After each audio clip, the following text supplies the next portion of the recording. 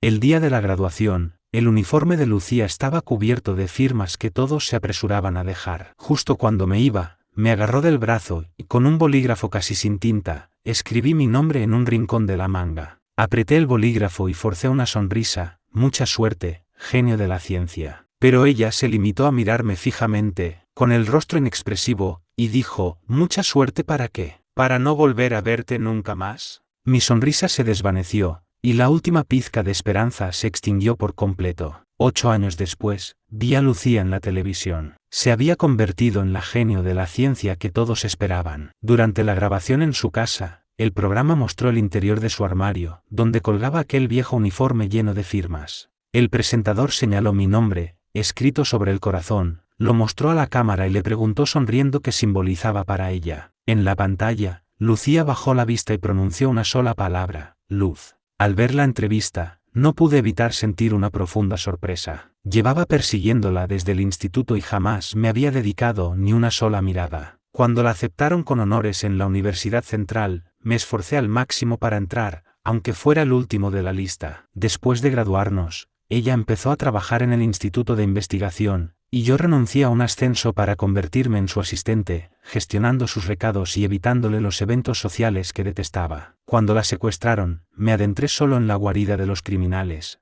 convirtiéndome en el blanco de los matones. Al ser rescatados, por fin escuché de ella, con un tono de alivio, las palabras, deberíamos ver a nuestros padres para fijar la fecha de la boda. En ese momento, vi la culpa en sus ojos, pero acepté vilmente este chantaje moral, solo para tener la oportunidad de permanecer a su lado para siempre. No pude seguir engañándome a mí mismo desde el día en que escuché por primera vez el nombre de Mateo en sus labios. Ella estaba revisando unos datos que él había desordenado, pero en su rostro había una leve sonrisa. Mateo ha vuelto a confundir el orden de las muestras, dijo. Su tono no era de reproche, sino de una resignada indulgencia. Incluso vi a Mateo en el laboratorio inclinarse y besarla en la mejilla. Y Lucía, la misma que se tensaba y se apartaba al más mínimo roce accidental de mis dedos, solo se sonrojó y no lo apartó. Fue entonces cuando comprendí que, cuando Lucía se enamoraba de verdad, perdía todo su orden y sus principios, como cualquier adolescente torpe. Pero yo no quería ser su marido, yo quería su amor. Quizás nunca tendría esa oportunidad,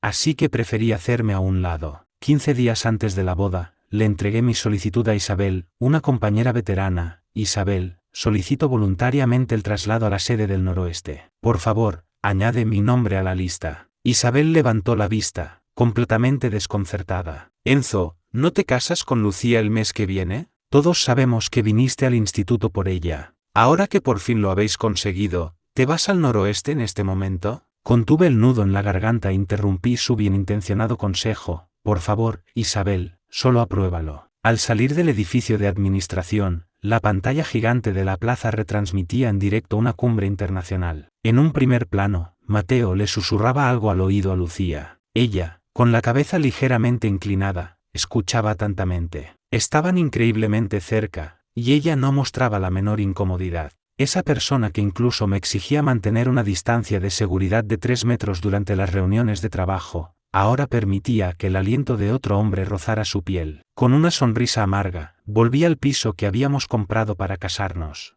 Empaqué meticulosamente cada objeto que me pertenecía y llamé a una empresa de mudanzas. Justo al terminar, la pantalla de mi móvil se iluminó con la notificación oficial. Mi traslado a la sede del noroeste había sido aprobado. En ese mismo instante, recibí un mensaje de Lucía, vuelo C1837, llego a la capital mañana a las 8 de la noche. Ven a recogerme. Me quedé mirando el mensaje durante un largo rato. Finalmente, cogí el teléfono y respondí con una sola palabra, no puedo. Me moví con rapidez. En menos de un día, no quedaba ni un solo rastro de mí en el piso nupcial. Cuando el agente inmobiliario trajo a los primeros clientes, el lugar parecía deshabitado, como si nunca nadie hubiera vivido allí. Era un reflejo perfecto de mi paso por la vida de Lucía, tantos años y ninguna huella. ¿Estás seguro de que quiere venderlo con tanta urgencia, señor García?, preguntó el agente. Con esta ubicación y esta reforma, está perdiendo mucho dinero. Asentí mientras firmaba el contrato. Estoy seguro, cuanto antes, mejor. El instituto me exigió que completara el traspaso de mis responsabilidades antes de marcharme, así que tuve que quedarme en la sede central 2 semanas más.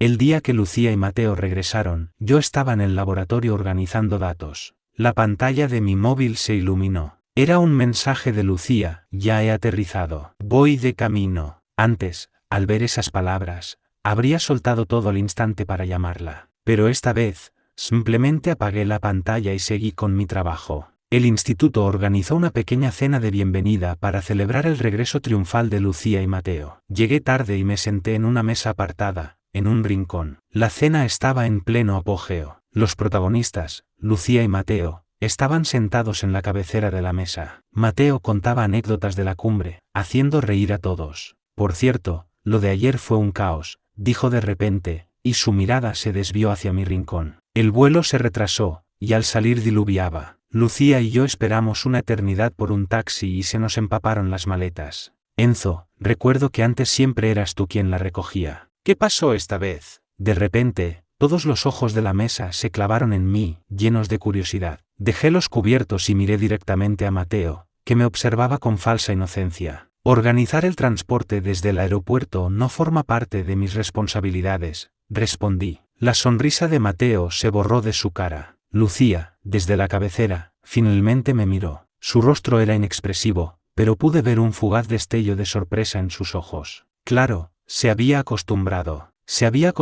a que yo lo organizara todo, a que siempre estuviera ahí cuando me necesitaba. Como el aire, no lo notas hasta que falta, y entonces sientes una ligera incomodidad. La cena terminó en un ambiente tenso. Cuando todos se iban, Lucía me interceptó al final del pasillo. ¿Qué te ocurre?, preguntó. ¿A qué te refieres?, le pregunté. Mateo solo lo preguntó sin pensar, dijo ella. Hizo una pausa, buscando las palabras adecuadas. Su experiencia fue de gran ayuda en la cumbre. Eres mi asistente personal, y estas tareas menores son tu responsabilidad. Entendí que ella creía que yo estaba celoso de Mateo y que por eso la había dejado en evidencia. Respiré hondo y pronuncié las palabras que había repetido en mi mente 1000 veces. Lucía, cancelemos nuestro compromiso. Ella frunció el ceño. ¿Qué has dicho? Mientras ella me miraba, atónita, Mateo apareció corriendo por el pasillo. Lucía, hay un problema con la muestra número 3. Ella se giró hacia él al instante. ¿Qué ocurre? El valor crítico se ha disparado. Tienes que venir a verlo, dijo Mateo, agarrándola de la muñeca. Se volvió para mirarme y dijo con calma: es una emergencia con los datos.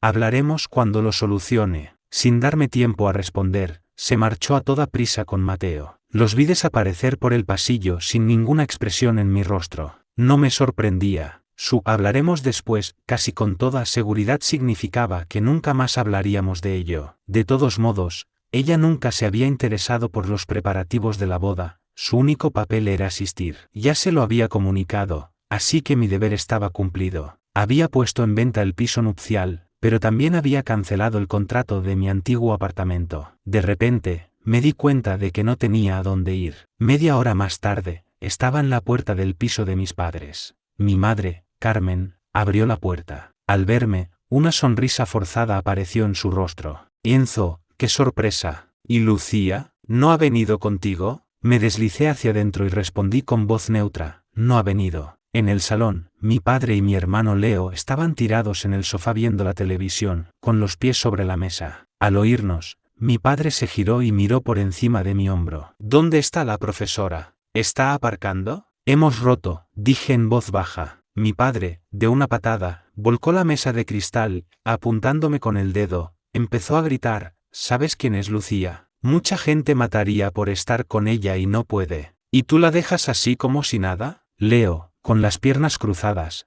añadió con sorna: hermano, la profesora es de otra liga. Todos los que la rodean son gente brillante. He oído que ese tal Mateo de su trabajo, el hijo de su mentor, sí que está a su altura. Se rió y me miró de arriba abajo. Tuviste una suerte increíble con ella. Si fueras un poco más listo, habrías aguantado. A las mujeres solo hay que decirles lo que quieren oír. Ahora que habéis roto, ¿de dónde voy a sacar el dinero para mi boda? ¿Estás arruinando el futuro de tu propio hermano? Esta es mi familia. Casi todo el dinero que he ganado ha ido a parar a este pozo sin fondo. La matrícula de la mediocre universidad de mi hermano, el dinero que mis padres me pedían constantemente para su jubilación, la entrada para una casa nueva. Yo pagaba, casi por inercia, pero en el fondo de mi corazón aún guardaba una pequeña y humilde esperanza. La actitud de mi familia solo cambió cuando Lucía aceptó casarse conmigo. De repente, las llamadas eran más frecuentes, su tono más cálido, e incluso a veces me preguntaban si estaba cansado. Fui tan ingenuo que pensé que era el cariño familiar que nunca había tenido, que por fin mis padres veían mi valor. Ahora, esa ilusión se había hecho añicos, revelando una verdad sangrienta. Nunca les importó Enzo, la persona, sino los beneficios que podían exprimir de Lucía a través de mí. No dije una palabra más. Cogí mi maleta y me marché. En el departamento de logística del instituto, me dieron la llave de un dormitorio temporal. Era una habitación en la esquina del último piso, suficiente para las próximas 2 semanas.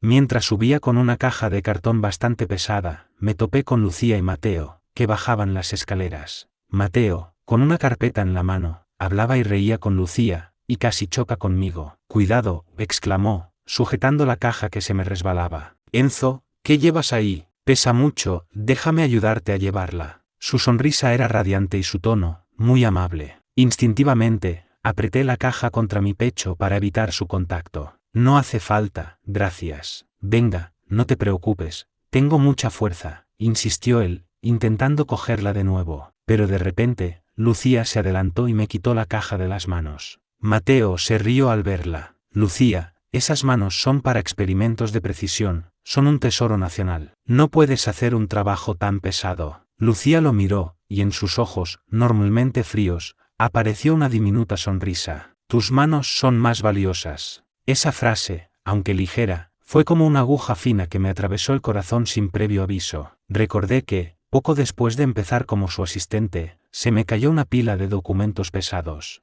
Lucía pasó a mi lado, no dijo nada, pero más tarde hizo que administración me consiguiera un carrito. Ella nunca me diría «yo lo hago», y mucho menos usaría ese tono de broma cariñosa para decir que yo era valioso. Mateo se rió, sonrojado. «Lucía, siempre te estás metiendo conmigo». Ella no respondió, simplemente preguntó «¿qué piso?». «El cuarto», me oí responder con la voz ronca. Los dos siguieron subiendo, charlando y riendo de forma natural. Mateo contaba anécdotas sobre los últimos datos del laboratorio, y Lucía respondía de vez en cuando, creando un ambiente relajado y cómplice. Los seguí en silencio, a unos pasos de distancia. Era una escena familiar. Durante 10 años, casi siempre había caminado detrás de ella, observando su espalda mientras se alejaba. Luego apareció Mateo a su lado, y yo seguí siendo una sombra, siempre persiguiéndola, pero sin poder entrar jamás en su mundo. Llegamos a la puerta 402 y abrí. La habitación era espartana, una cama, una mesa, un armario y un pequeño baño, pero estaba impecable. Lucía dejó la caja en el suelo, examinó el diminuto espacio y luego me miró. «¿Por qué te quedas aquí?». Arrastré mi maleta al interior. «Vendí el piso nupcial», dije con calma. Hice una pausa, esperando una reacción, quizás una pregunta, quizás sorpresa. Pero solo hubo silencio. Entonces la oí decir, con el mismo tono de siempre: «Si no te sientes cómodo, busca otro. No tienes por qué conformarte con esto». Me enderecé lentamente y la miré. No le importaba. No le importaba el piso, ni porque me había mudado. Probablemente ni siquiera se había tomado en serio mi propuesta de cancelar el compromiso. Mateo, que estaba detrás de ella, observó la escena con una leve sonrisa. «Bueno, Enzo, te dejamos que te instales. Lucía y yo tenemos que ir al centro de datos». Lucía sintió en mi dirección a modo de despedida y se marchó con él. Miré la puerta vacía y luego mi mano, con la marca roja que había dejado la caja. ¿Conformarme?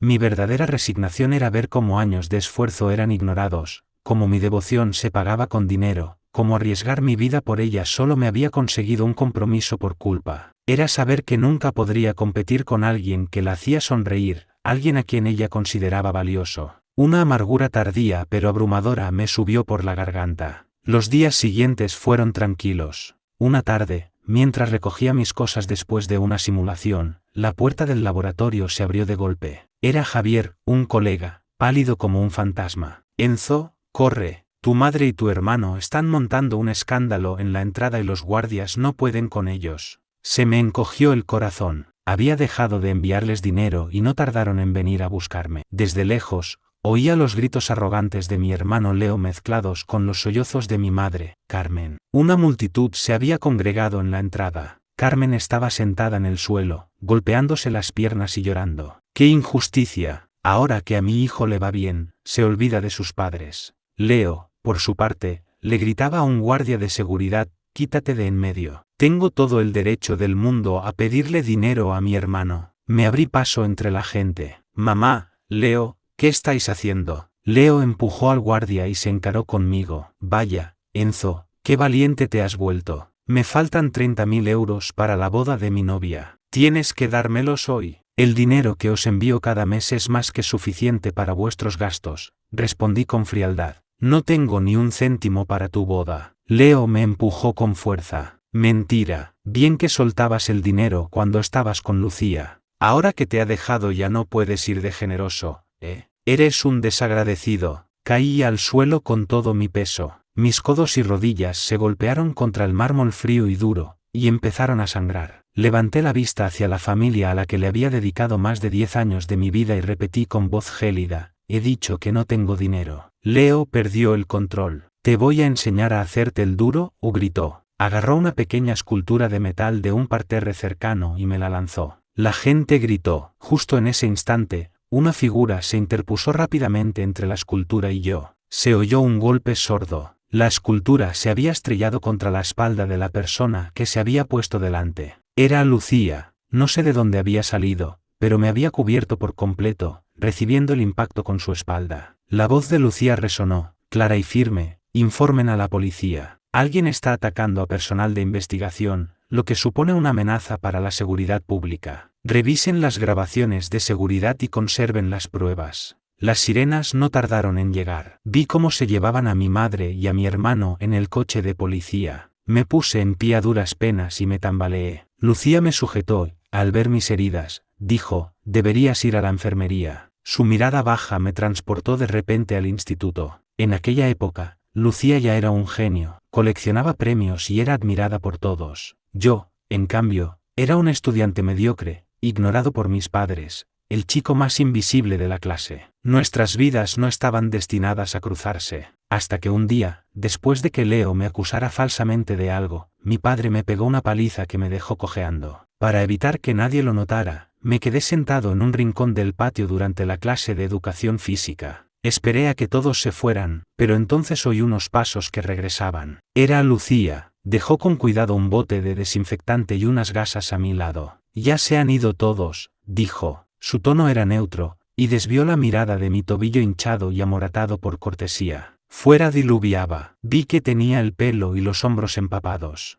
En ese instante, los latidos desbocados de mi corazón ahogaron el sonido de la lluvia. En casa sobraba, en el instituto era invisible. Y fue ella, la chica a la que ni siquiera me atrevía a admirar, la que protegió mi maltrecha autoestima en mi peor momento. Lucía me había ofrecido un destello de luz, y yo, como una polilla, me lancé hacia la llama. Estudié como un loco y conseguí entrar en la misma universidad que ella. Siguió siendo la alumna estrella. Al graduarse, se convirtió en la investigadora principal más joven del instituto. Envié mi currículum, renunciando a cualquier posibilidad de ascenso, solo para poder estar a su lado. Su voz me devolvió a la realidad. Enzo, ocúpate de tus asuntos familiares lo antes posible, no dejes que afecten al trabajo. Sus palabras fueron un jarro de agua fría que apagó la pequeña llama de esperanza que su gesto había encendido en mí. No me había defendido por mí, sino porque el escándalo alteraba su rutina. Bajé la vista y me limité a responder: de acuerdo. Cuando terminaron de curarme, Lucía miró la hora. Esta noche hay una pequeña reunión del grupo de investigación. Ven con nosotros. Durante la cena, el ambiente era distendido. La conversación, como era de esperar, giraba en torno al último avance científico. Mateo estaba sentado junto a Lucía, contando con entusiasmo sus viajes al extranjero. El profesor Soto, padre de Mateo, radiante de orgullo, miraba a su discípula predilecta y a su hijo. Paseó la mirada entre ellos y dijo con una sonrisa: Lucía, ¿qué tal la colaboración con Mateo? Sois un gran equipo, uno es sereno y el otro ingenioso.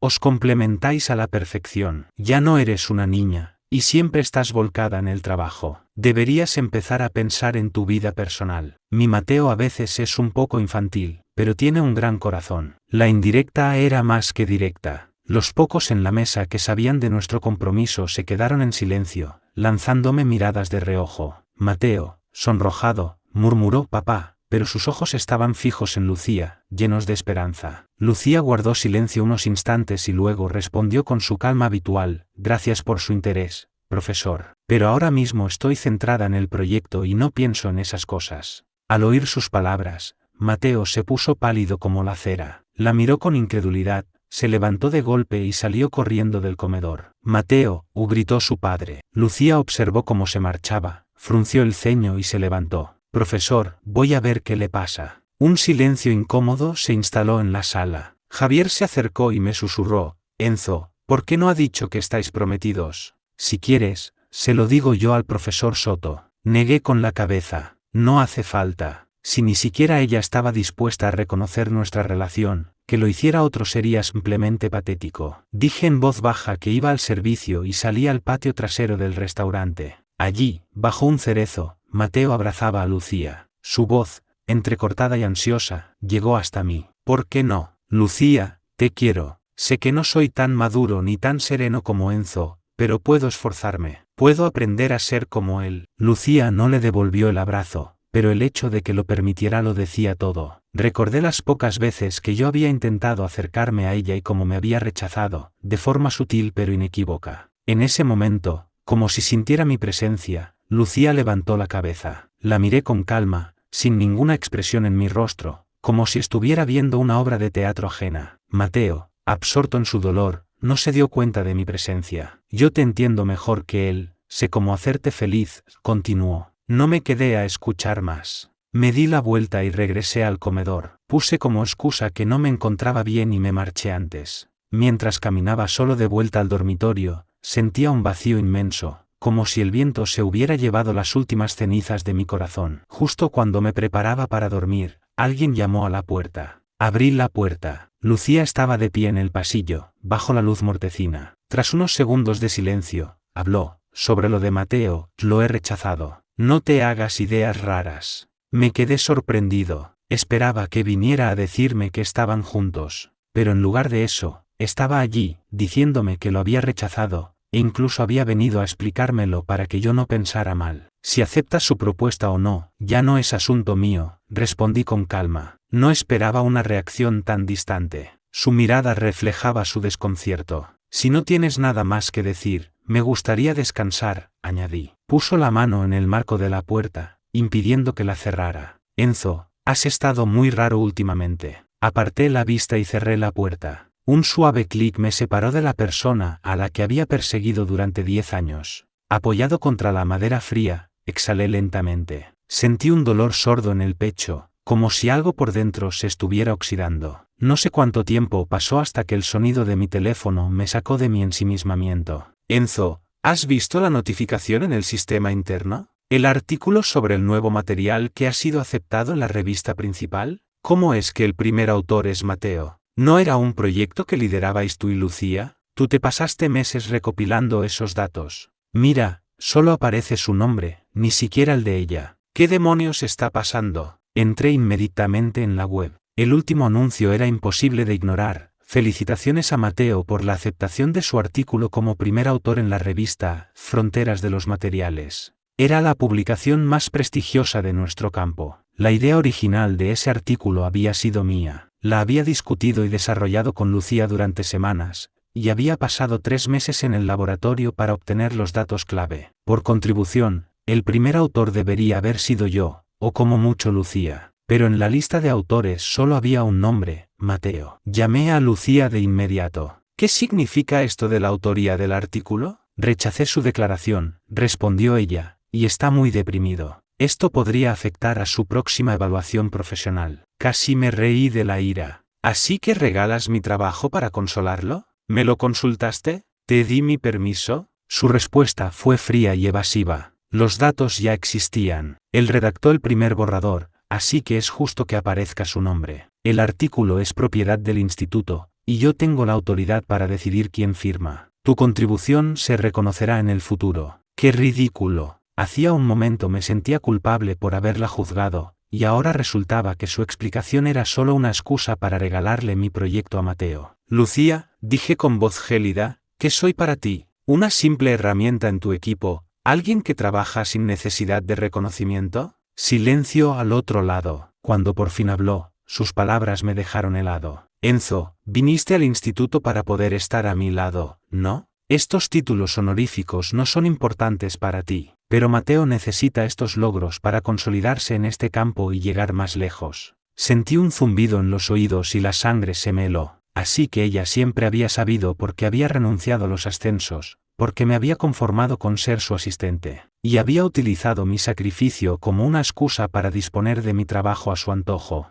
Quise discutir, pero estaba demasiado cansado. Simplemente colgué. Poco después, el instituto organizó una importante conferencia académica. El artículo de Mateo, publicado en la prestigiosa revista, era uno de los platos fuertes. Mateo, impecablemente vestido, expuso las ideas centrales de su investigación mientras el público asentía con aprobación. Todo transcurría sin problemas hasta el turno de preguntas. Un asistente anónimo online escribió en el chat público: pongo en duda la integridad académica del ponente, el señor Mateo Soto. Los datos centrales de este artículo son extremadamente similares a los registros experimentales publicados anteriormente por el señor Enzo García. ¿Podría el señor Soto explicar el origen de sus datos? ¿O se trata de un caso de plagio y falsificación? La sala se llenó de murmullos. Mateo, en el escenario, miró a Lucía con pánico. Ella, ignorando las miradas de todos, subió al estrado y le quitó el micrófono de las manos.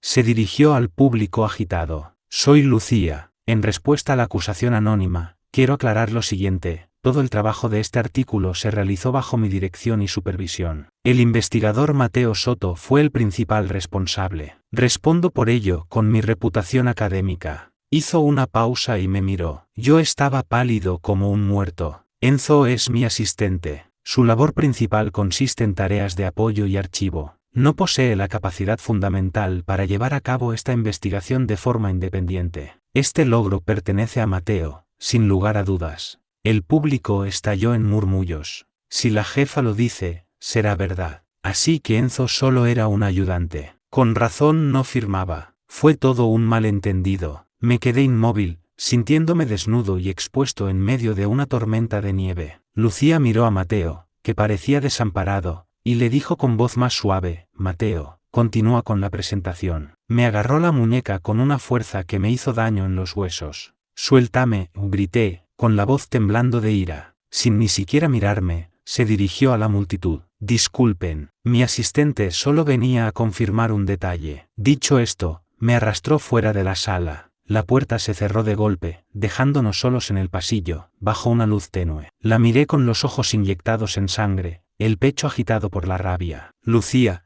¿así que por él me pisoteas y me conviertes en un inútil que solo sirve para hacer recados? ¿Qué soy para ti?, pregunté, con la voz quebrada. De repente, ella dio un paso adelante, me rodeó el cuello con sus brazos, y sin previo aviso, sus labios fríos se posaron sobre los míos. Fue un beso breve, seco, sin pasión. Un simple contacto. Mi mente se quedó en blanco. Sentí como si la sangre se me hubiera congelado en las venas. Se apartó ligeramente y me miró, viendo mi expresión de asombro. ¿Así te calmas y dejas de interrumpir la presentación?, susurró. No podía creer lo que oía. Había deseado tanto su contacto, y ahora, este beso que tanto había anhelado era solo una forma de silenciarme, de evitar que arruinara el gran momento de Mateo. Una oleada de humillación, 100 veces más intensa que la de antes, me arrolló como un tsunami. Le di una bofetada. El sonido resonó en el pasillo. Mi voz temblaba sin control, y cada palabra salía a duras penas de entre mis dientes.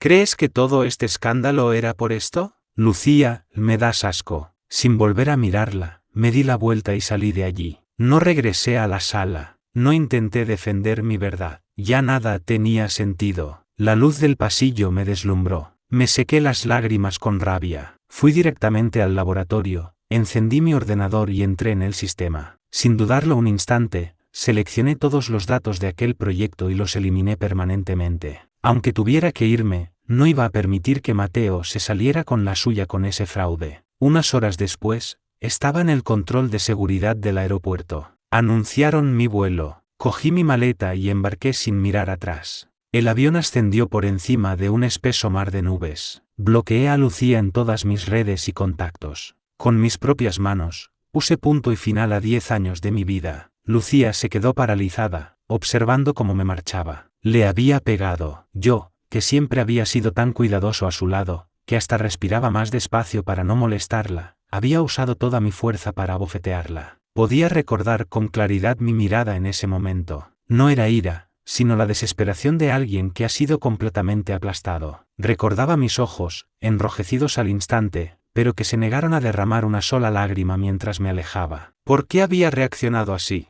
Ella solo quería que me calmara, que no montara una escena de la que no hubiera vuelta atrás. ¿El beso? En ese momento, simplemente pensó que era la forma más rápida y directa de detenerme. ¿No era eso lo que yo siempre había querido? Estar cerca de ella, tocarla. Me lo había dado. ¿Por qué me había enfadado todavía más? La voz de Mateo llegó desde la puerta de la sala. Lucía, ¿está todo bien? Enzo. Lucía reaccionó al instante, reprimiendo una extraña sensación en su pecho. No es nada, lo interrumpió. Continúa con tu informe. Regresó a la sala y se obligó a concentrarse en la presentación de Mateo, pero mis ojos, rojos y llenos de odio, no dejaban de aparecer en su mente. Al terminar, Mateo intentó acercarse a hablar con ella, pero se lo impidió. Necesitaba estar a solas. Volvió a su despacho y cerró la puerta. Intentó ponerse al día con el trabajo, pero era incapaz de concentrarse. Las palabras en la pantalla se transformaban en mi rostro pálido. Mis acusaciones resonaban en sus oídos una y otra vez.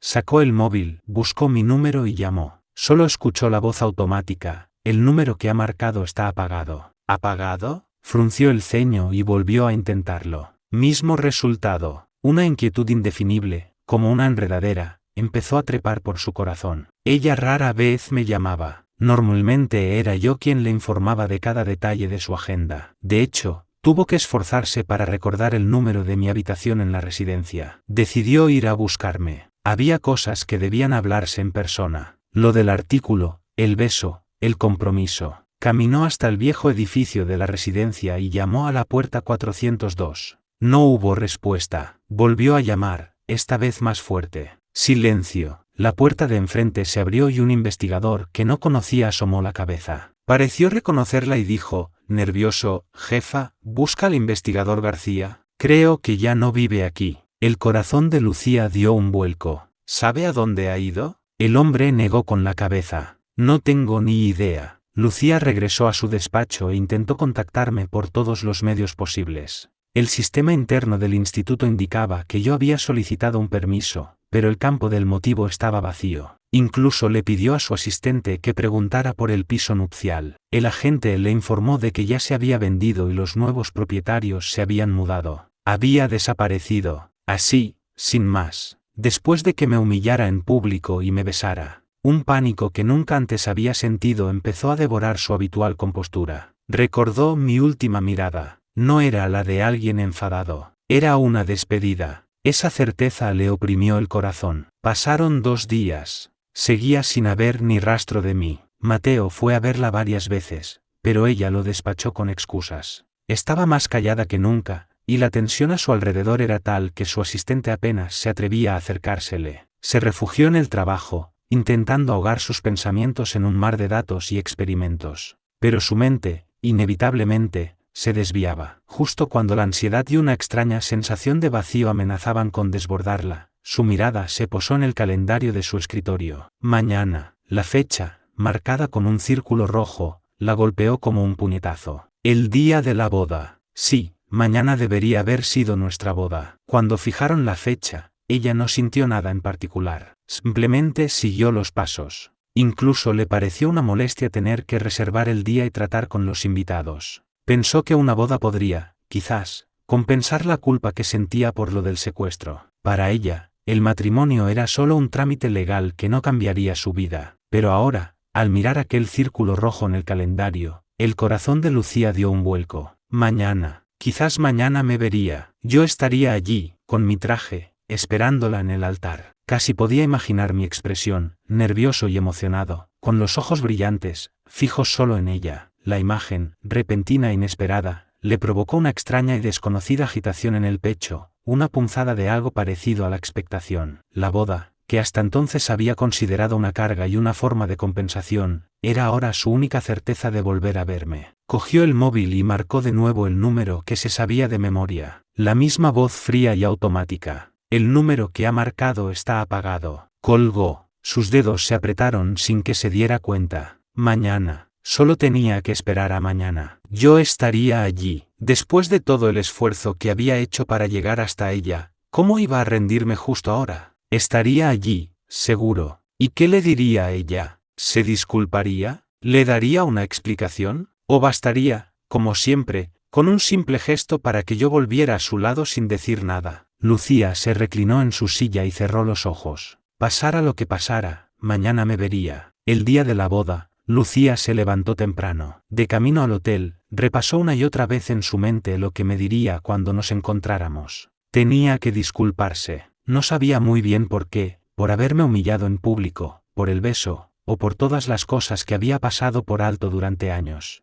Pero estaba segura de que, si se mostraba arrepentida, yo lo entendería. Al fin y al cabo, era yo, el que siempre la esperaba. Al llegar al hotel, no había ni arcos de flores ni carteles de bienvenida. El vestíbulo estaba extrañamente silencioso. Frunció el ceño y se dispuso a entrar, pero el director del hotel la detuvo con amabilidad. Señora, ¿puedo ayudarla en algo? Soy Lucía, dijo. Hoy celebro mi boda aquí. El director consultó su tableta y con una sonrisa de disculpa profesional, respondió, lo siento mucho, señora, pero la ceremonia fue cancelada hace 5 días por el señor Enzo García. ¿Cancelada? Lucía se quedó inmóvil, como si no entendiera sus palabras. ¿Cancelada? Repitió, con una voz ronca que no reconoció como suya. Sí, asintió el director. El señor García vino en persona a anular la reserva y pagó la penalización correspondiente. Lucía se quedó allí de pie, mareada por el brillo de las lámparas de cristal. Fue entonces cuando se dio cuenta de que nunca se había involucrado en ninguno de los detalles, la elección del lugar, el menú, las invitaciones. Solo había firmado la confirmación final, y ni siquiera recordaba cuándo. Había sido yo quien se había encargado de todo, consultándole cada decisión. ¿Y qué le había respondido ella? Como tú veas. No me molestes con esas pequeñeces. Y ahora, yo había cancelado la boda sin que ella se enterara. No supo cómo regresó al instituto. Sentía un agujero en el pecho, un vacío por el que se colaba un viento helado. Unos golpes en la puerta la sacaron de su ensimismamiento. Era Mateo. Lucía, necesito los datos brutos del proceso anterior para un análisis comparativo. Lucía se recompuso, reprimiendo una extraña irritación. Recordaba que yo le había dicho que ella tenía una copia de seguridad de todos los datos importantes. Voy a buscarla, dijo. Se levantó, fue al archivador, y, al abrirlo, se quedó de nuevo sin palabras. El armario era un caos. Carpetas de distintos proyectos mezcladas, documentos sin archivar metidos en cualquier hueco. Se dio cuenta de que yo llevaba casi una semana sin pasar por allí para ordenarlo. Con paciencia, empezó a rebuscar entre los papeles. Cuanto más buscaba, más crecía su frustración. Mateo, observándola desde un lado, comentó en voz baja, Enzo es increíble. Entiendo que esté enfadado, pero debería haber hecho el traspaso de responsabilidades correctamente. Estos datos son cruciales,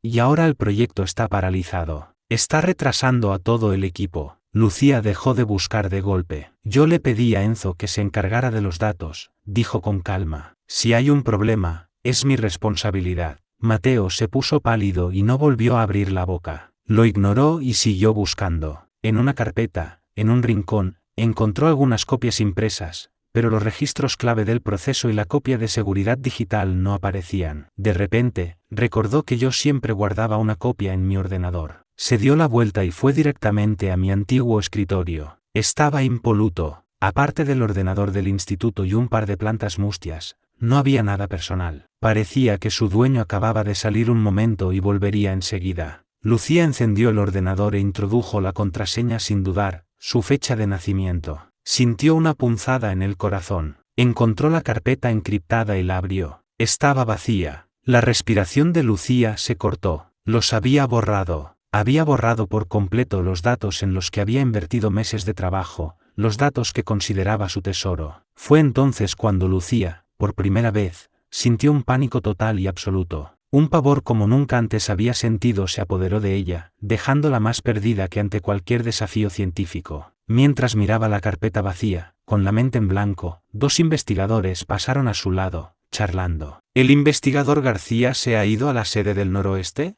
Las condiciones allí deben de ser duras. Desde luego no como aquí, pero es admirable que quiera contribuir al desarrollo de esa región. Lucía levantó la cabeza bruscamente, con las pupilas contraídas. El avión aterrizó bajo un sol de justicia. Salí del aeropuerto con mi escaso equipaje. Un viento seco, cargado de polvo, me azotó la cara. Entrecerré los ojos. El paisaje pasaba a toda velocidad por la ventanilla. Bajo un cielo inmenso, se extendían colinas de color ocre, salpicadas de árboles solitarios y casas bajas. Un silencio vasto y salvaje había reemplazado el ruido incesante de la capital. La sede del noroeste estaba en las afueras. Sus muros estaban desconchados y los edificios grises contrastaban con la moderna fachada de cristal de la sede central. Me recibió la directora Vargas, una mujer de mediana edad con una sonrisa afable. Investigador García, ¿verdad? Bienvenido. Espero que haya tenido un buen viaje. La directora Vargas me acompañó amablemente hasta la residencia, y tras unas breves indicaciones, se marchó. Abrí la ventana. Entró una ráfaga de aire con olor a tierra mojada. El cielo, inmenso, era de un azul casi irreal. Aquí no había Lucía, ni Mateo, ni miradas ni murmullos que me ahogaran. Sacudí la cabeza para despejar mis pensamientos y empecé a deshacer mi pequeña maleta. Por la tarde, decidí pasarme por la sala de archivos. Estaba en una esquina de la planta baja. La puerta estaba abierta, revelando pilas de documentos y planos. La encargada era la señora Ramos, que estaba sentada a la entrada, organizando fichas. Al verme, se ajustó las gafas y me sonrió. «Hola, cara nueva, ¿acabas de llegar?» Asentí con amabilidad. «Sí, hola, soy Enzo García. He llegado hoy». La señora Ramos se dio una palmada en el muslo. «Enzo García, claro, ya me acuerdo. El talento que viene de la sede central. Bienvenido, bienvenido. No todos los días recibimos a alguien tan importante de la capital». Forcé una sonrisa y no dije nada. Pero la señora Ramos era muy habladora. Me puso al día de todos los cotilleos de la sede mientras yo escuchaba en silencio. «Por cierto», dijo de repente, casi al mismo tiempo que tú, llegó una chica de Valencia, Sofía. Es muy curiosa. Es tan extrovertida y se lleva bien con todo el mundo que no parece una investigadora. Más bien parece que está de vacaciones». Justo en ese momento, oímos unos pasos ligeros y un tarareo que se acercaban por el pasillo. «Señora Ramos, aquí estoy otra vez para molestarla. Ya he terminado con los mapas hidrogeológicos que me prestó». Su voz la precedió. Una mujer alta, con una chaqueta de montaña, entró como un torbellino. Tenía el pelo alborotado, lo que acentuaba su rostro sonriente y lleno de vida. Dejó una pila de planos sobre la mesa de la señora Ramos, y al levantar la vista, sus ojos se encontraron con los míos. Se quedó un instante sorprendida, y luego su sonrisa se hizo aún más amplia. «Señora Ramos, ¿y este quién es? ¿Tenemos un colega nuevo y nadie me avisa?» La señora Ramos negó con la cabeza, sonriendo. «Este es el investigador García, Enzo, recién llegado de la sede central». Luego se volvió hacia mí. «Enzo, esta es Sofía, la chica de Valencia de la que te hablaba». Sofía se adelantó y me tendió la mano con total naturalidad. «Hola, investigador García. Soy Sofía. Había oído que la sede central iba a enviar a un experto para reforzar nuestro análisis de datos. No esperaba que fueras tan joven». «Bienvenido». Su mano era cálida y suave, y su apretón, firme pero delicado, transmitía una energía contagiosa.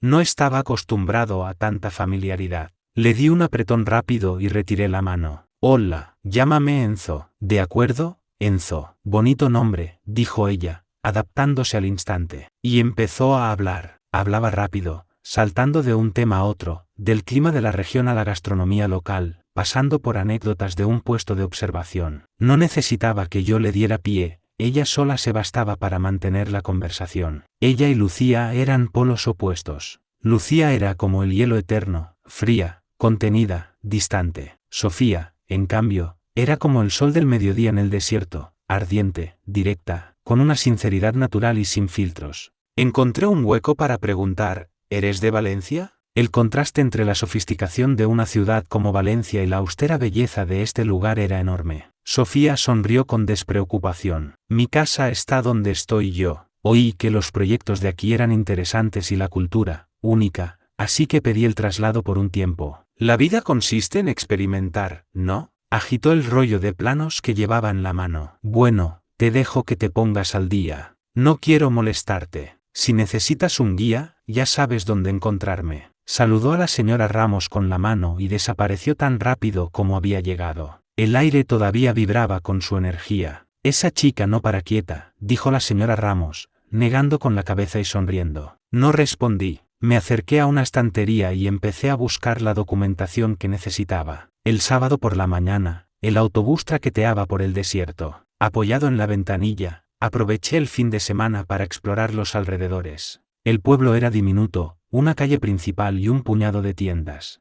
Empujé la puerta de cristal de una pequeña librería. Sonó una campanilla. Dentro, solo el dueño y una mujer de mediana edad con gafas hablaban en voz baja junto al mostrador. El profesor está en el hospital, y los niños se han quedado sin clase de ciencias. La esperaban con mucha ilusión. Mis dedos, que recorrían los lomos de los libros, se detuvieron. Sentí un vuelco en el corazón y me giré. El dueño y la maestra me miraron, sorprendidos de ver a un desconocido. Mi voz sonó un poco ronca en el silencio de la tienda. Disculpen, ¿necesitan un sustituto para la clase de ciencias? Se quedaron perplejos. La maestra se ajustó las gafas y preguntó con cautela, ¿y ustedes? Soy del Instituto de Investigación de la ciudad. Me llamo Enzo García, me presenté. Si a los niños no les importa, podría intentarlo. Los ojos de la maestra se iluminaron. Como si hubiera encontrado un salvavidas, me agarró la mano con entusiasmo. Investigador García, es fantástico. Muchísimas gracias.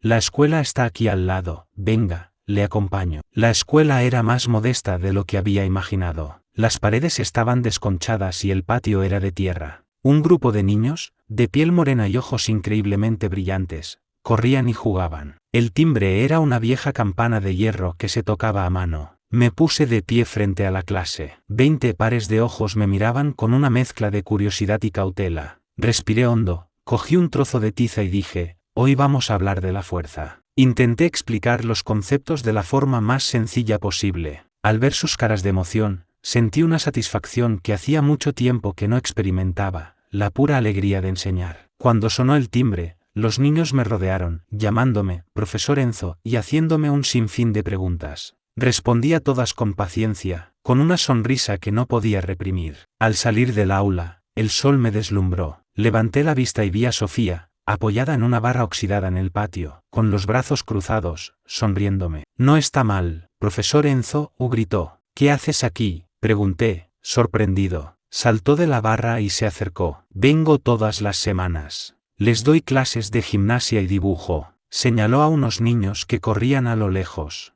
Casi no puedo seguirles el ritmo. Caminamos juntos hacia la salida de la escuela con total naturalidad. El autobús llegó, traqueteando. Nos sentamos uno al lado del otro en los asientos desgastados. Mira, dijo Sofía, señalando por la ventanilla. ¿Ves esa colina de tierra roja? Dicen que hay una mina debajo. Intentaron explotarla hace años, pero no funcionó. Dentro de un tiempo, cuando crezca un poco la hierba, se podrán ver camellos salvajes por esa zona. Hablaba sin parar, pero no resultaba molesta. Sus palabras estaban llenas de vida. Al bajar del autobús en la puerta del instituto, me preguntó con naturalidad, ¿vuelves la semana que viene? Podríamos ir juntos. Dudé un instante y luego asentí. De vuelta en mi habitación, miré el cielo estrellado. Recordé los ojos brillantes de los niños y las palabras de Sofía, les has encantado. Sentí como si algo hubiera rozado suavemente una parte de mi corazón que llevaba demasiado tiempo abandonada. El instituto organizó una salida de campo a una zona de formaciones eólicas.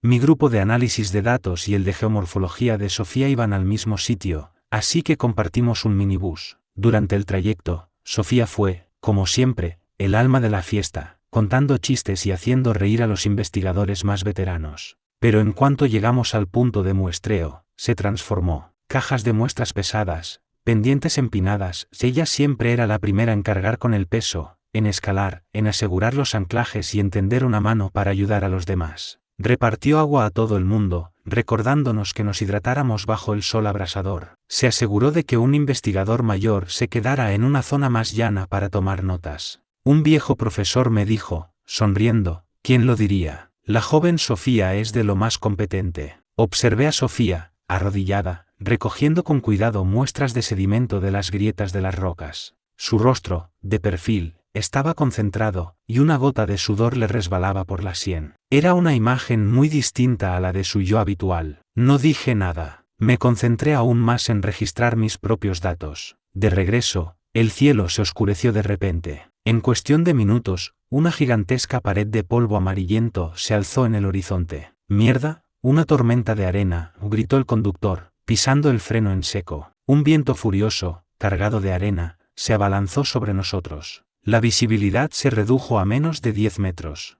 El mundo se tiñó de un amarillo caótico. De repente, oímos la voz de Sofía: aquí no es seguro. El viento podría sepultar el vehículo. Conozco un refugio a sotavento, no está lejos. Cojan sus cosas y síganme. Uno detrás de otro, no se separen. Fue la primera en abrir la puerta. Una ráfaga de viento y arena nos golpeó, cegándonos. Luchando contra el viento, fue indicando a todos que bajaran, ayudando a un investigador mayor que se movía con dificultad. Me cubrí la boca y la nariz con la bufanda y me uní a la fila, con los ojos entrecerrados. En medio del caos, una mano cálida me agarró de la muñeca. Era Sofía. No dijo nada. Simplemente me sujetó con fuerza y avanzó a trompicones a través de la tormenta, protegiéndome del viento con su propio cuerpo. Tras unos 5 minutos de caminata, llegamos al refugio de una enorme roca. El viento amainó al instante. Rápido, todos al suelo, gritó Sofía. Agáchense y cúbranse. Mientras hablaba, se quitó rápidamente la mochila. Como si fuera una maga, sacó de ella varias mascarillas y gafas protectoras y las repartió entre los que no habían tenido tiempo de prepararse. Cuando llegó mi turno, antes de que pudiera coger la mascarilla, ella ya la había desplegado y me la estaba atando con cuidado. Sus movimientos fueron rápidos y precisos, sin ningún roce innecesario. Ella se quedó en el extremo del grupo, vigilando la tormenta. Duró casi 1 hora. Cuando por fin amainó y el cielo recuperó su color grisáceo, todos estábamos cubiertos de polvo, pero sanos y salvos. Ya era de noche cuando regresamos al instituto. Después de hacer el recuento de personal y muestras, Sofía y yo caminamos de vuelta a la residencia. El camino estaba en silencio. Al llegar a la entrada, se detuvo. Tenía la cara manchada de polvo, pero su mirada era seria. Enzo, has mantenido la calma en todo momento. Me sacudí la arena del pelo. Tú has sabido qué hacer. Pareces muy acostumbrada a estas situaciones. Ella sonrió con indiferencia. He vivido muchas aventuras.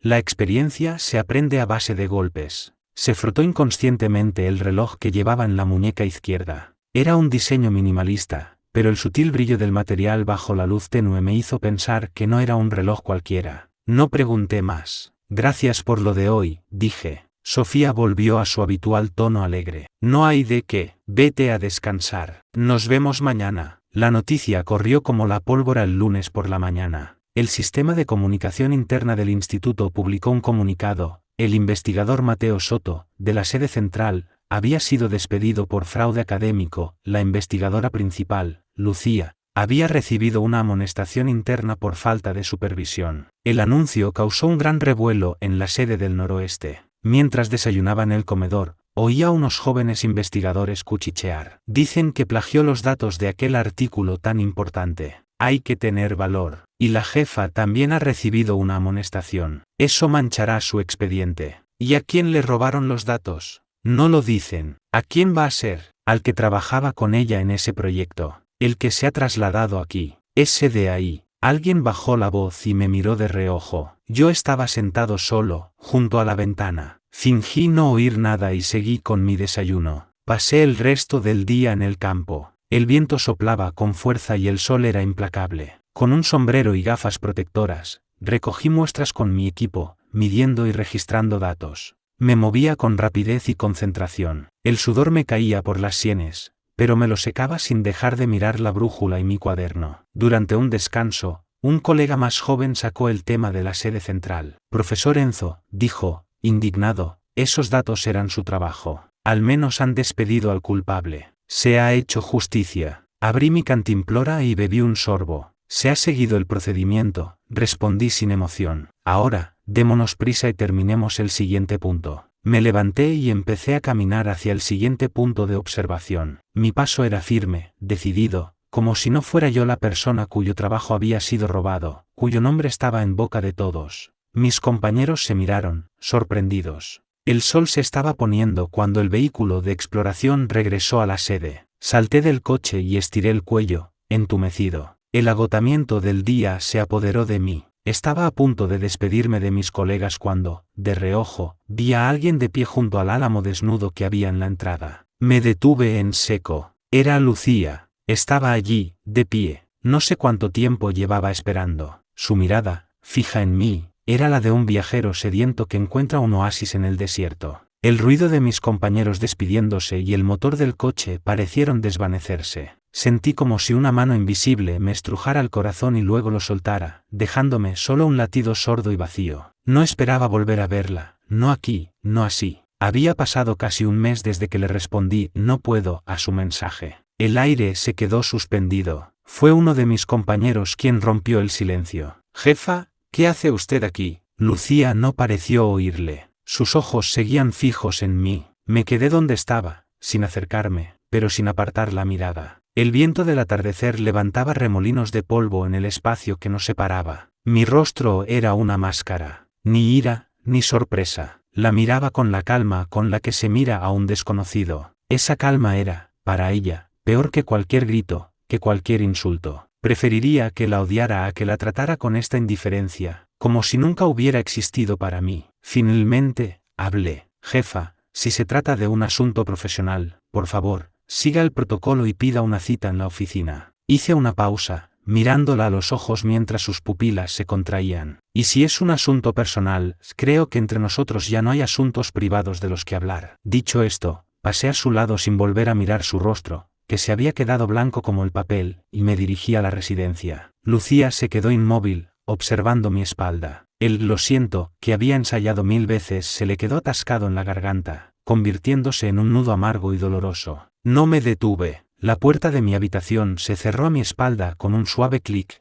aislándome del mundo. Pensé que volver a ver a Lucía me afectaría más. Pero, pasada la sorpresa inicial, solo sentía un profundo cansancio y una calma que rozaba la apatía. Al día siguiente, me levanté temprano y fui al comedor a una hora en la que sabía que no me encontraría con ella. Pero fue inútil. Al salir de la sala de archivos por la mañana, la vi al final del pasillo. Parecía no haber dormido. En cuanto me vio, se enderezó. Sus labios se movieron, y su voz sonó ronca y seca. «Enzo». Me detuve y la miré desde la distancia. Dio un paso para cortar la distancia. «Sé que me equivoqué. Ignoré tus sentimientos». Le costaba encontrar las palabras. Sonaban torpes, extrañas en sus labios. Lo de Mateo, lo del artículo, lo de la conferencia. «Lo siento». Hizo una pausa, y como si reuniera todo su valor, me miró a los ojos. «No me di cuenta de que no podía vivir sin ti hasta que te fuiste. Este último mes, yo, jefa», la interrumpí. Mi rostro permaneció impasible. Ni siquiera me molesté en mostrar un ápice de sarcasmo.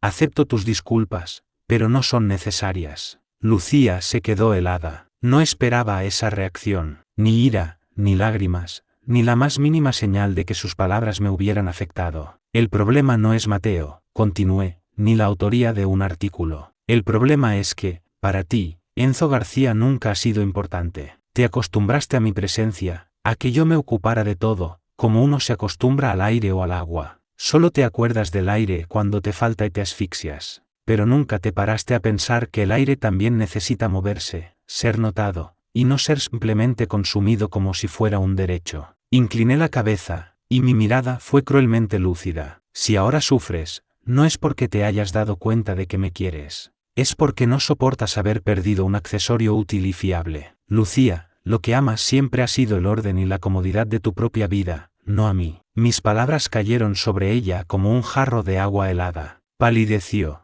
Quiso replicar, negarlo todo, pero abrió la boca y no le salieron las palabras. Cualquier excusa habría sonado patética y vacía frente a mi análisis. Se le hizo un nudo en la garganta. No pudo decir nada. «Así que, por favor, no vuelvas a buscarme por asuntos personales. Interfiere con mi trabajo», concluí. Sin esperar respuesta, me di la vuelta y me marché, sin mirar su rostro devastado. Lucía se quedó inmóvil, observando mi espalda mientras me alejaba. Por primera vez, comprendió, con una claridad aterradora, que me había perdido para siempre. Un pánico y un vacío como nunca antes había sentido la devoraron por dentro. Fui directamente al comedor, cogí algo de comer y me senté en un rincón. Una voz alegre me sacó de mis pensamientos. «¿Qué cara traes? ¿No has dormido bien? ¿O es que los lobos del desierto te han tenido en vela?». Levanté la vista. Era Sofía, que se sentó frente a mí con su bandeja sin pedir permiso. No es nada, dije, forzando una sonrisa. Venga ya, se rió ella. Tienes el ceño fruncido como si se te fuera a quedar así para siempre. Esta tarde voy a la ladera norte. Dicen que hay unas formaciones eólicas muy curiosas, distintas a las de los libros.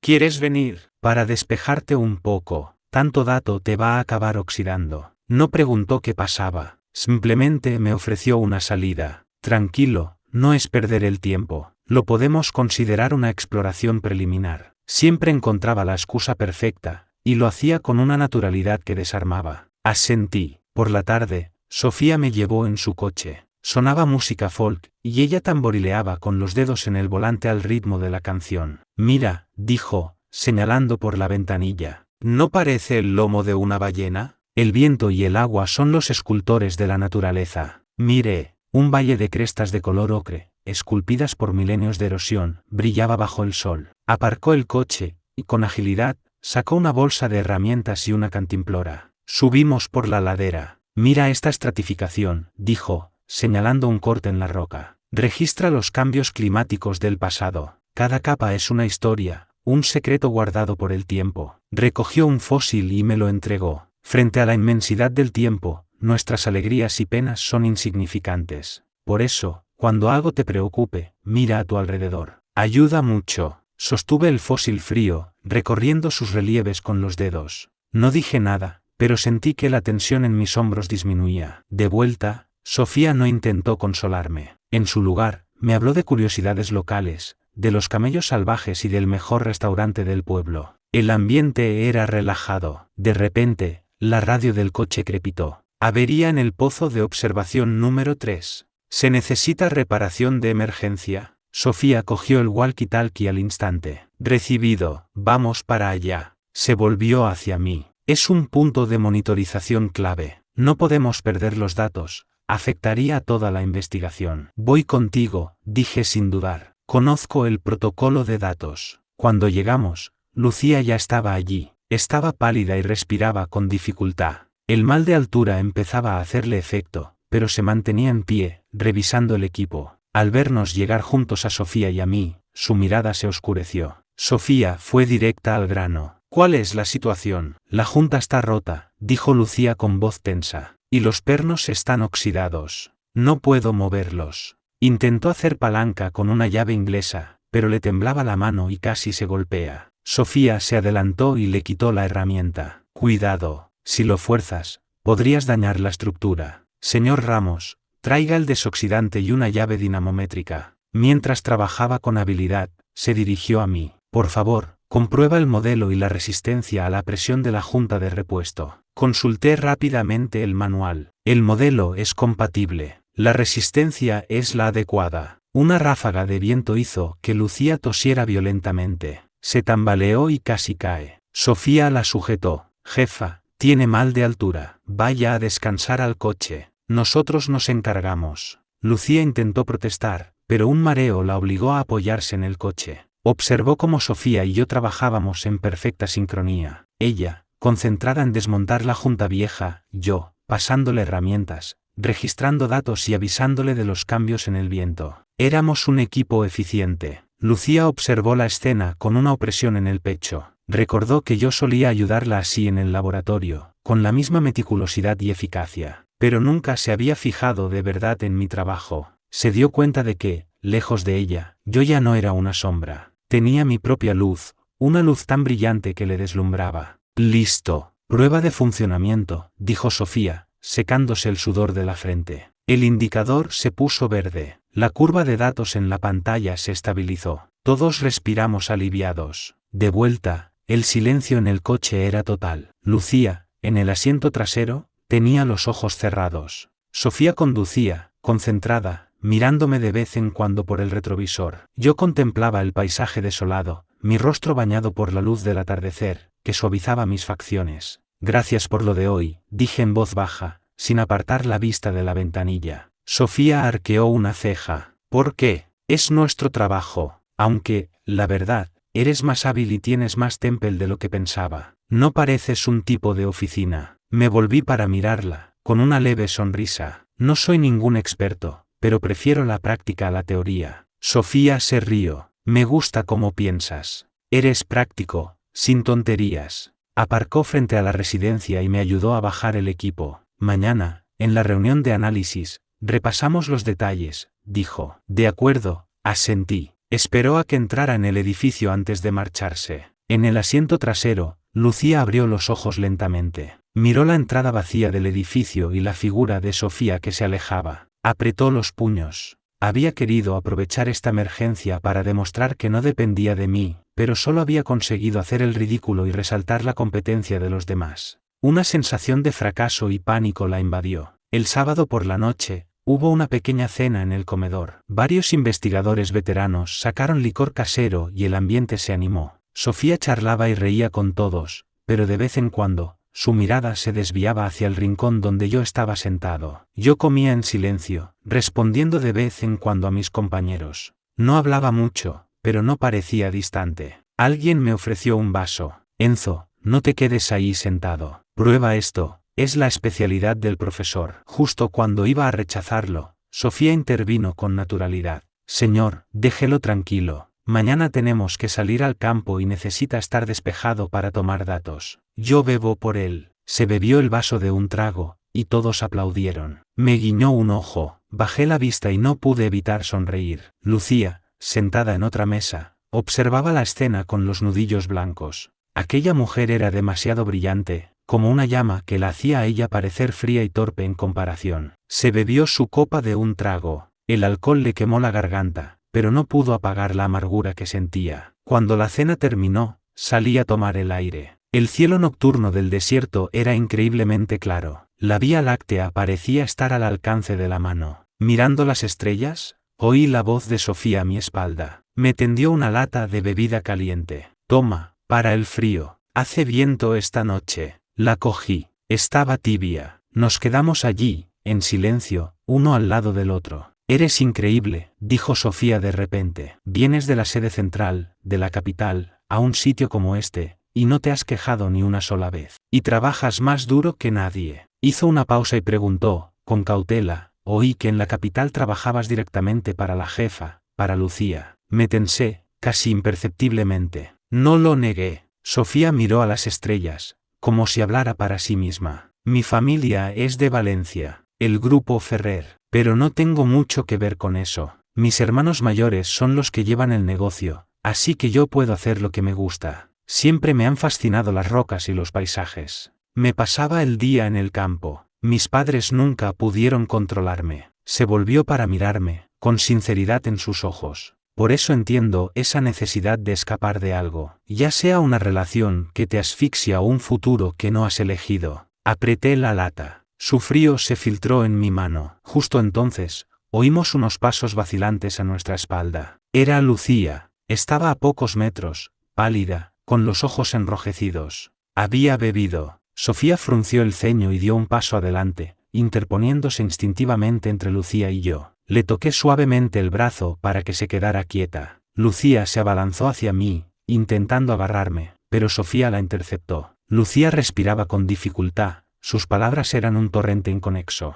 ¿Con qué derecho? Enzo me ha querido durante 10 años. ¿10 años? ¿Y tú? ¿Hace cuánto que lo conoces? ¿Qué sabes de él? Sofía se rió, con un tono de abierta ironía. ¿10 años? Vaya, jefa, qué buena memoria tiene para los números. ¿Y en esos 10 años, qué ha hecho usted por Enzo? ¿Robarle su trabajo para dárselo a otro? ¿Dar por sentada su dedicación? ¿Humillarlo en público cuando más necesitaba su apoyo? Lucía se quedó sin palabras. La sonrisa de Sofía se hizo más amplia, pero no llegó a sus ojos. Jefa, es curioso, se le olvida que Enzo casi muere por salvarla, pero se acuerda perfectamente de los 10 años. Se volvió hacia mí, pero se calló a tiempo. Ocupada discutiendo con Lucía, casi revela que sabía más de mí de lo que aparentaba. La miré a los ojos, sin cambiar de expresión. ¿Ha terminado, jefa? Pregunté con calma. Por favor, váyase. Hace frío aquí fuera. Lucía me miró a los ojos, vacíos de toda emoción, y pareció desmoronarse. Vuelve conmigo, Enzo. Pide lo que quieras. Proyectos importantes, la primera autoría en los artículos, te daré lo que sea. No te juntes con gente como ella.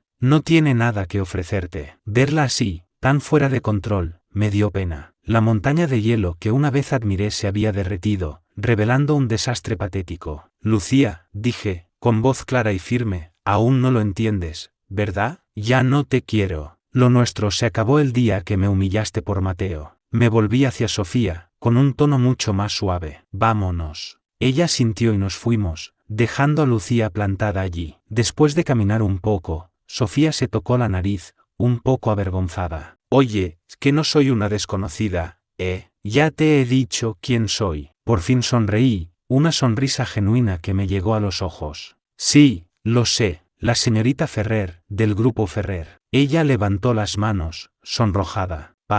Aquí solo soy una geóloga, nada de señoritas. Llámame Sofía. Hizo una pausa y bajó la voz, con un toque de nerviosismo. ¿Y si he hablado de más? Me detuve. En la oscuridad, mis ojos brillaban con claridad. ¿Te refieres a lo del secuestro de Lucía? ¿A que yo la rescaté? Tragó saliva, y como si tomara una gran decisión, lo admitió. Sí, oí hablar de ti antes de venir aquí. Decían que eras el ingeniero senior más joven de la sede central, con un futuro brillante, y que habías pedido el traslado a este lugar. No lo entendía, así que investigué un poco. Y luego, durante la tormenta de arena, vi cómo protegías las muestras, aunque apenas podías mantenerte en pie. Me froté los callos de los dedos, marcas de años de trabajo de campo. Recordé que, durante el último mes, cada vez que me sentía deprimido, Sofía aparecía como por casualidad, a veces con un termo de agua caliente, otras para ayudarme con el equipo, o simplemente para contarme alguna anécdota y distraerme. Por fin, me volví y la miré de verdad. Bajo la luna, sus ojos eran tan claros como el cielo del desierto. No había lástima en ellos, ni compasión, solo una admiración sincera y genuina. ¿Sabes una cosa?, dije, con una ligereza que no sentía desde hacía mucho tiempo. En el mes que llevo aquí, eres la primera persona que no me dice, qué lástima. Todos los demás piensan que he venido a arruinar mi carrera. Abrió los ojos como platos. ¿Lástima?, dijo, muy seria. La gente que es capaz de echar raíces en un sitio como este y dedicarse a la investigación es la que de verdad tiene mérito. Una flor de invernadero puede ser muy bonita, pero no se puede comparar con un árbol del desierto, que resiste la sequía y el viento, que protege la tierra. Eso sí que tiene valor. Habló deprisa, como si llevara mucho tiempo queriendo decirlo. Al terminar, se dio cuenta de que su metáfora era un poco tonta y se sonrojó, pero esta vez no apartó la mirada. Enderezó la espalda y me miró con los ojos brillantes. Así que, ¿me das una oportunidad? Para crecer contigo en este desierto, para convertirnos en los árboles más fuertes, para hacer un trabajo que importe, para ver amanecer y atardecer juntos. El viento nocturno arrastraba granos de arena que repiqueteaban contra las farolas, como una banda sonora para su sincera declaración. Miré sus orejas sonrojadas y sus ojos decididos. Guardé silencio unos instantes. Y luego, me oí a mí mismo decir, de acuerdo. Sus ojos se iluminaron, como si una galaxia entera hubiera aparecido en ellos. Torpemente, extendió la mano para tocarme el brazo, pero la retiró al instante. Al final, solo asintió con solemnidad. Trato hecho. Y no te puedes arrepentir. Antes de que pudiera decir nada más, la directora Vargas llegó corriendo. Enzo, Sofía, justo a quienes buscaba. Acabo de recibir un aviso urgente. El equipo de exploración conjunto sale mañana a primera hora hacia el desfiladero del Viento Negro para establecer nuevos puntos de medición. Han pedido que vayáis los dos. La geología de la zona es compleja, y necesitan a alguien de datos y a alguien de geomorfología. Preparaos. Es una misión urgente, puede que estéis fuera varios días. Entendido, respondió Sofía al instante. Se volvió para mirarme, con los ojos llenos de ilusión. Sin problema, asentí. Voy a preparar mi equipo ahora mismo. Ah, por cierto, añadió la directora Vargas, la sede central también envía a alguien de apoyo. Dicen que la jefa se ofreció voluntaria. Saldrá con vosotros mañana. La sonrisa de Sofía se desvaneció un poco. Me miró. Yo permanecí impasible. ¿Entendido?, dije. Me volví hacia Sofía, le guiñé un ojo y susurré, nos vemos mañana. Saldremos juntos. Los ojos de Sofía se iluminaron y su sonrisa volvió. Nos vemos mañana. El convoy sale a las 6. Te traeré el desayuno. La vi alejarse, feliz, y no pude evitar sonreír. Caminé de vuelta a mi habitación con paso ligero. A las 6 en punto de la mañana siguiente, el convoy se puso en marcha. Sofía saltó de su vehículo y me entregó un desayuno caliente. Come ahora, que en el camino se enfriará. Lo cogí. El calor se transmitió de mis dedos a mi corazón. Durante el trayecto, Sofía me fue explicando la geología del desfiladero del viento negro. En un momento de entusiasmo, me cogió la mano y la usó para trazar la dirección de los estratos en un mapa. Sus dedos eran suaves y secos. Instintivamente, retiré la mano con suavidad. Sofía notó mi incomodidad y una sonrisa fugaz asomó a sus ojos. No volvió a acercarse, pero siguió explicándome las precauciones. Al mediodía llegamos a la zona de exploración. Al empezar a trabajar, Sofía me ayudó a ponerme el arnés con total naturalidad. Se inclinó y su aliento rozó mi oreja. Hay mucha piedra suelta, susurró. Es fácil resbalar. Sígueme de cerca. Pisa donde yo pise.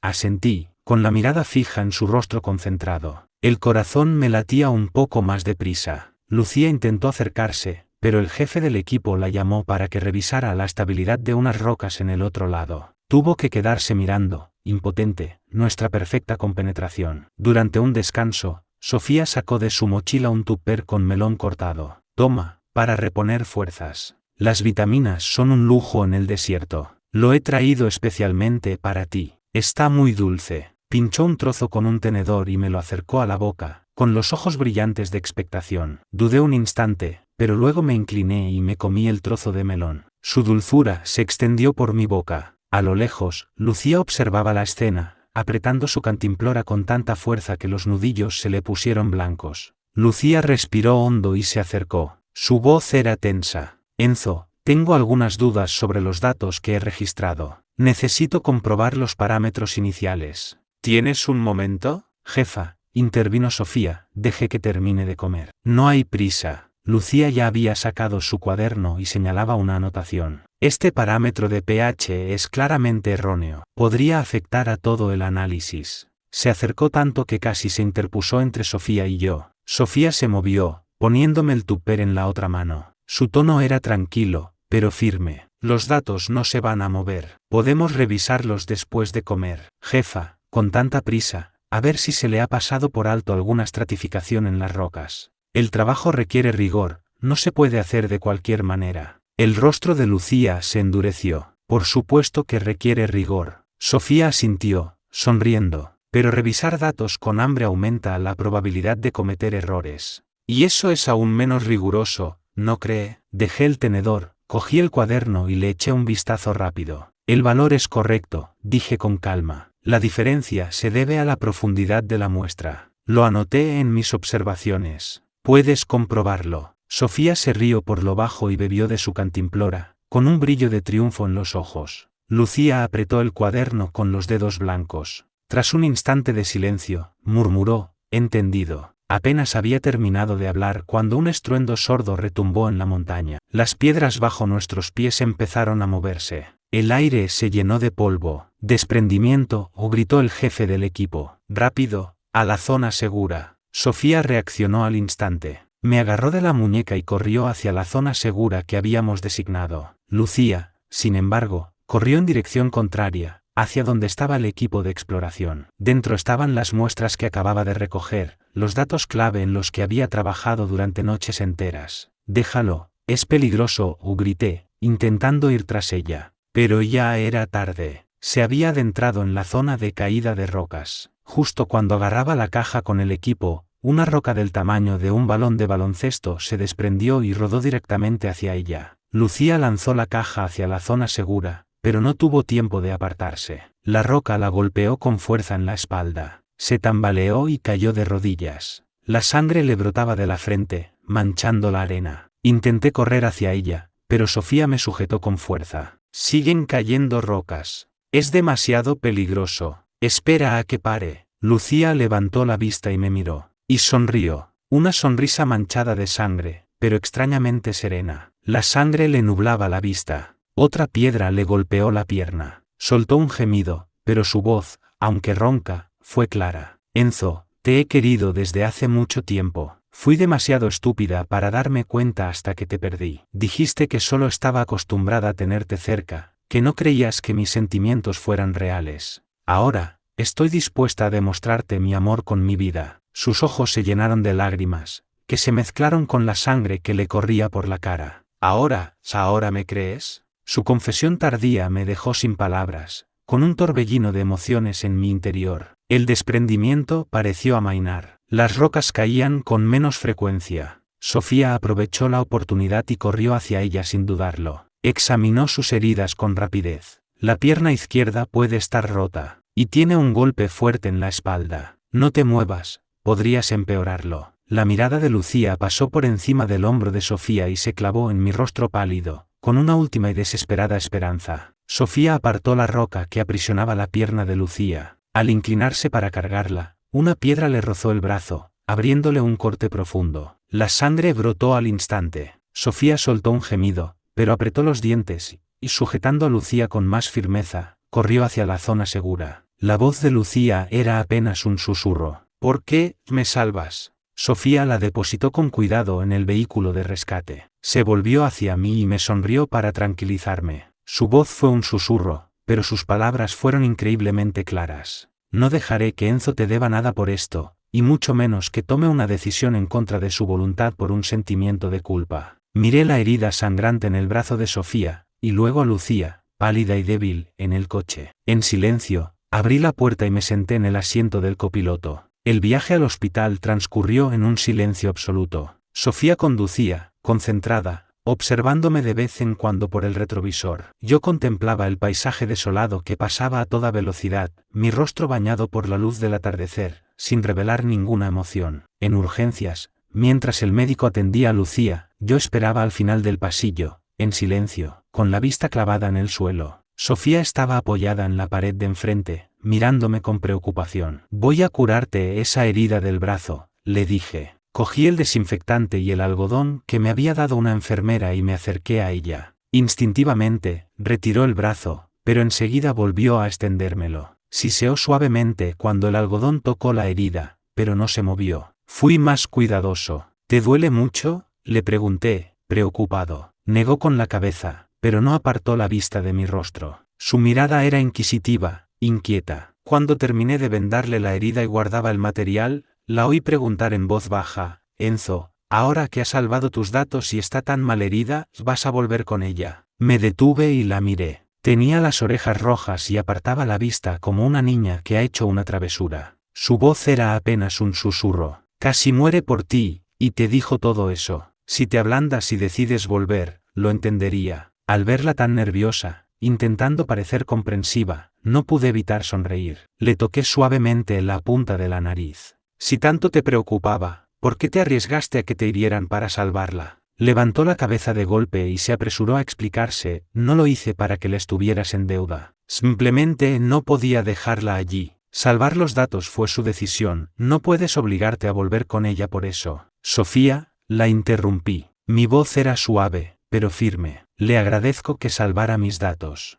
Y le agradezco aún más que me haya ayudado a ver las cosas con claridad. Pero una cosa es el agradecimiento y otra el amor. No se pueden mezclar. La miré a los ojos y dije, palabra por palabra, 10 años son suficientes para saber si alguien te quiere de verdad. La culpa, la costumbre, el afán de posesión, nada de eso es amor. Cerré la cremallera del botiquín. El clic sonó como un punto y final a los últimos 10 años. Lo que ha dicho hoy me ha conmovido, pero es demasiado tarde. Hay heridas que, una vez que cicatrizan, es mejor no volver a abrir. Solo dolería más. Miré hacia la habitación. Por la rendija de la puerta, pude ver la silueta de Lucía en la cama, pálida como el papel. En ese instante, oí un sollozo ahogado, casi inaudible, pero nítido. Me quedé inmóvil. A través de la rendija, vi una lágrima deslizarse por la mejilla de Lucía y desaparecer en su pelo. La observé en silencio durante unos segundos. Luego me giré y le di el botiquín a Sofía. Llévalo de vuelta a la enfermería. Voy a ver cómo está. Sofía seguía allí, sin reaccionar. Le di un suave empujón. Venga, ve, y no te mojes la herida. Reaccionó, cogió el botiquín y se fue, un poco torpemente, hacia la enfermería. A mitad de camino se giró. Le sonreí y asentí, y solo entonces continuó, ya más tranquila. Vi a Sofía desaparecer por el pasillo y suspiré. 10 años de obsesión, por fin superados.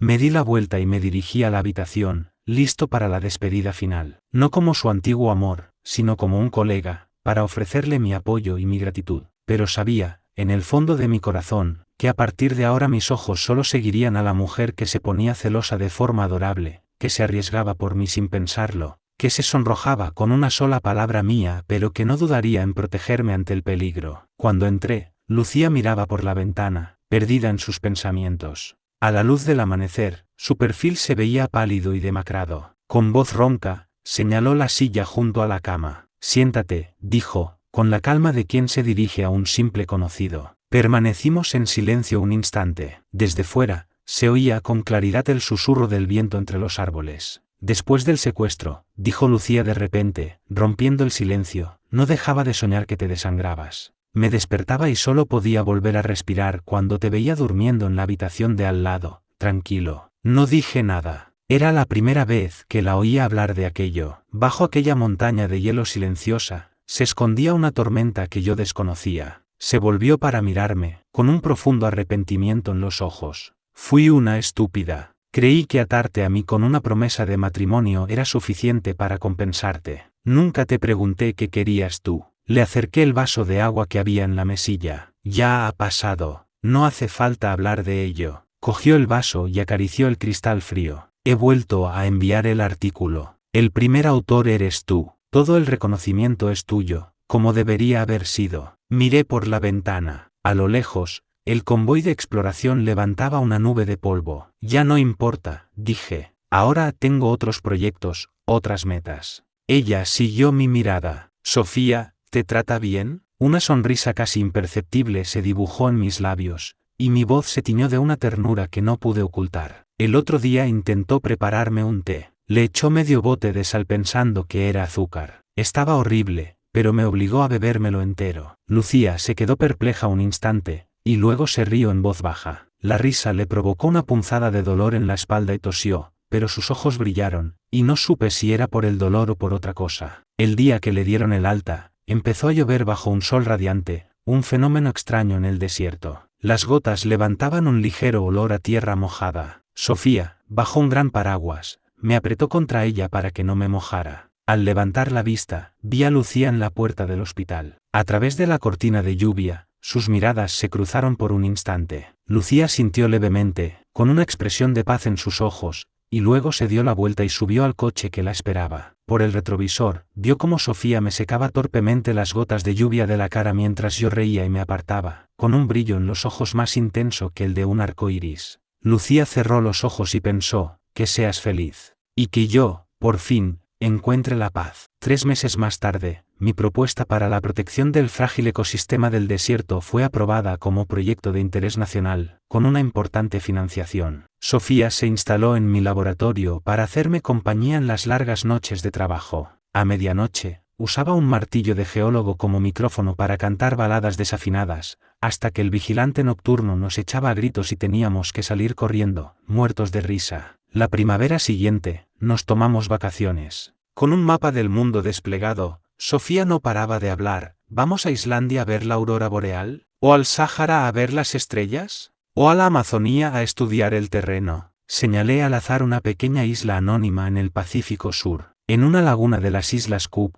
Sofía sacó del bolsillo la anilla de una lata de refresco. «Se me ha caído el diamante al mar», dijo, muy seria. «De momento, tendrás que conformarte con esto. Cuando lo encuentre, te daré el de verdad». Sonreí y extendí la mano. «Me conformo», dije, mientras me ponía la anilla. «Me lo debes». Cuando la marea nos cubrió los tobillos, sacó de su espalda, como por arte de magia, un anillo de diamantes. Sus ojos brillaban más que todas las estrellas del cielo. «Enzo, ¿quieres recorrer conmigo todos los rincones del mapa que nadie ha pisado? ¿Quieres que investiguemos juntos el resto de nuestras vidas y veamos todos los paisajes del mundo?». La besé. La brisa salada del mar se mezcló con el sabor dulce de las lágrimas. Era el sabor de la felicidad. Después de aquello, participamos en un proyecto de conservación de coral en la Gran Barrera de Coral, rescatamos plantas en peligro de extinción en la Amazonía y estudiamos el retroceso de los glaciares en el Ártico. La cámara de Sofía estaba llena de fotos mías de perfil, en el cráter de un volcán, con el ceño fruncido mientras tomaba notas, en la selva, desenterrando con cuidado un fósil, con la cara manchada de barro, pero con una sonrisa más radiante que el amanecer. Una noche, recibí un correo de Lucía. El archivo adjunto era la lista de galardonados por el proyecto de reforestación del noroeste. Mi nombre encabezaba la lista, seguido del de Sofía. El cuerpo del correo solo contenía una foto, Lucía, sola, frente a una estación de observación en Groenlandia, con la aurora boreal y un glaciar de un azul intenso a su espalda. En su rostro, una sonrisa serena. Sentí un calor a mi espalda. Era Sofía, que me abrazó, todavía medio dormida. He soñado que tirabas mis muestras al océano Ártico, murmuró. Tienes que compensarme. Sonreí, apagué el ordenador y me giré para abrazarla. La luz de la luna se colaba por la tienda e iluminaba el anillo que me había regalado Sofía con un suave resplandor. El cielo estrellado del desierto se transformó en mi memoria en la deslumbrante Vía Láctea del hemisferio sur. Sofía murmuró algo en sueños y me abrazó con más fuerza. La abracé, escuchando el alboroto de los pingüinos que regresaban a sus nidos fuera de la tienda, y sentí una paz absoluta. Recordé la videollamada del día anterior. Lucía, bajo la aurora boreal de Groenlandia, me había dicho, así está bien. Todos hemos encontrado nuestro lugar en el mundo. Sí, estaba muy bien. Hay quien pasa la vida buscando un puerto seguro, y hay quien está destinado a ser su propio velero. Y yo, qué afortunado he sido al encontrar otro barco dispuesto a navegar a mi lado en la tormenta, rumbo a un futuro más lejano, más inmenso.